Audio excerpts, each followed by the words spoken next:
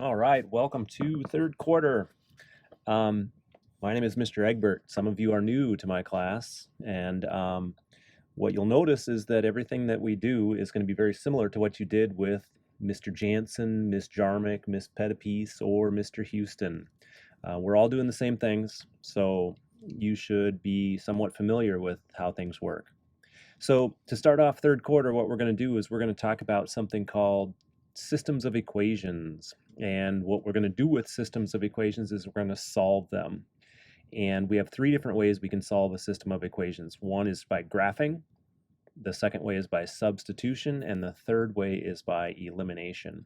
And today what we're going to focus on is only the graphing method of solving a system of equations.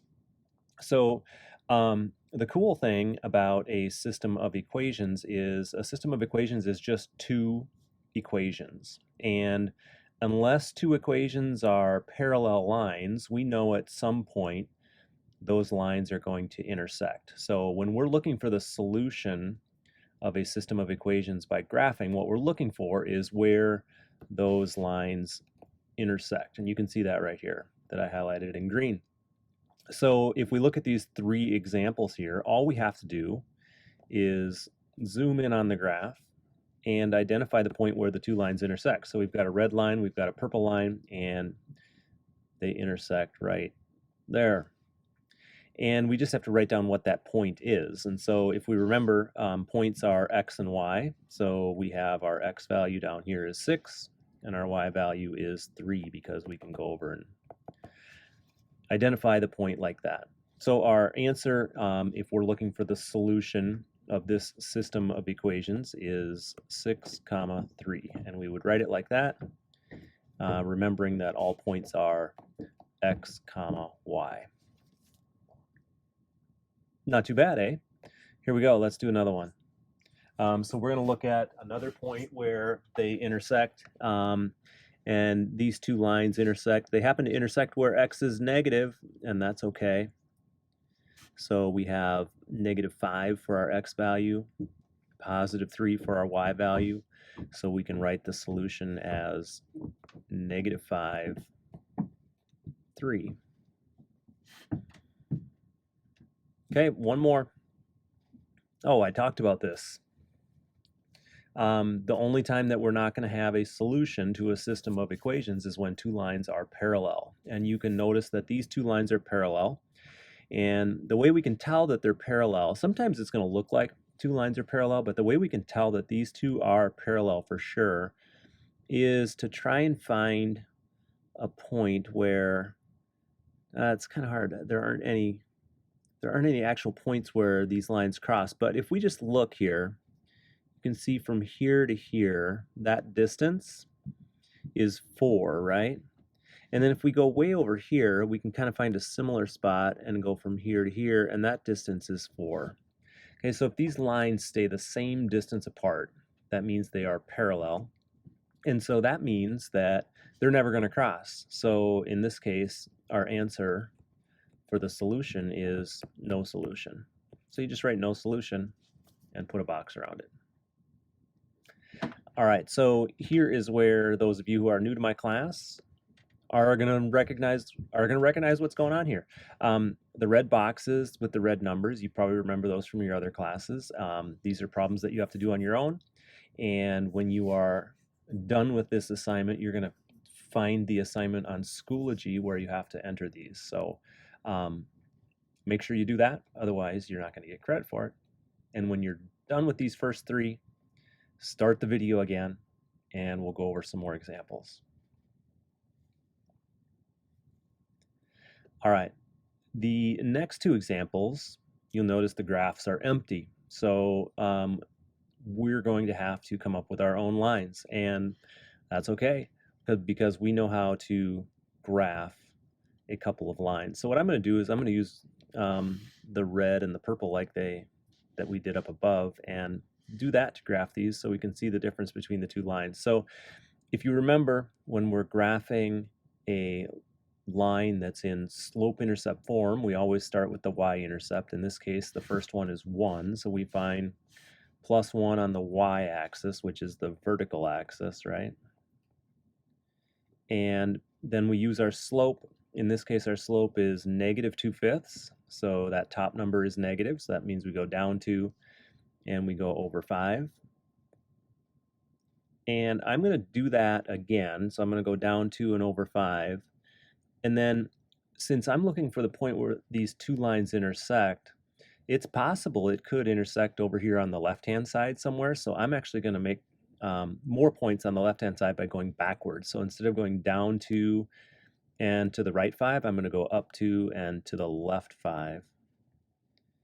And I'm going to do it again, up 2 and to the left 5. And so I have 5 points here that represent that red line, and I'm going to try and connect them. See if I can do this. Look at that. Not bad.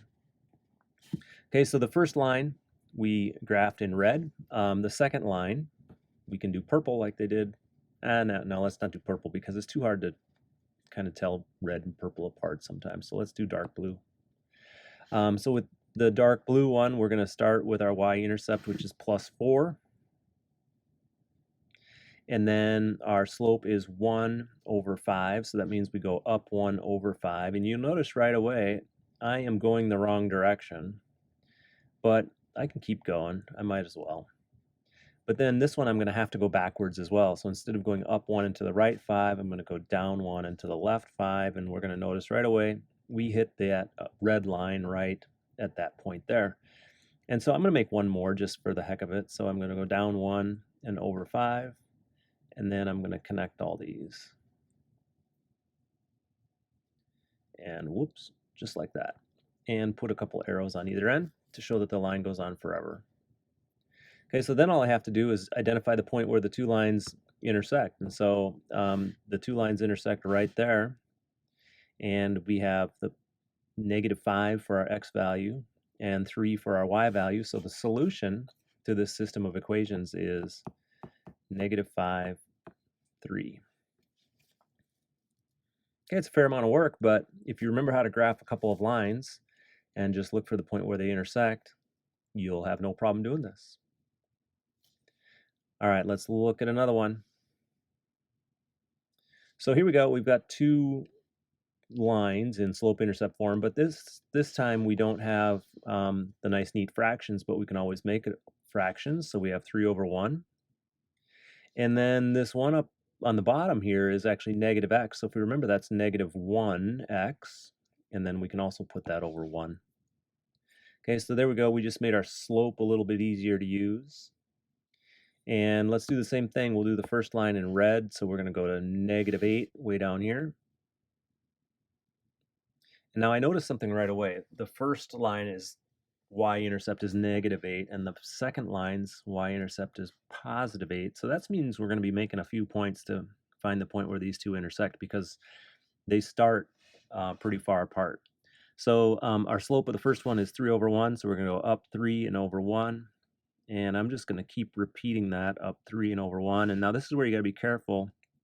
Make sure you're counting 3 and 1, 3 and 1, because sometimes people will do 2 and 1 and it's off by a little bit, but this one we can see that they're all nice and neat and in the same line. Whoops. Oh, look at that. And so there we go.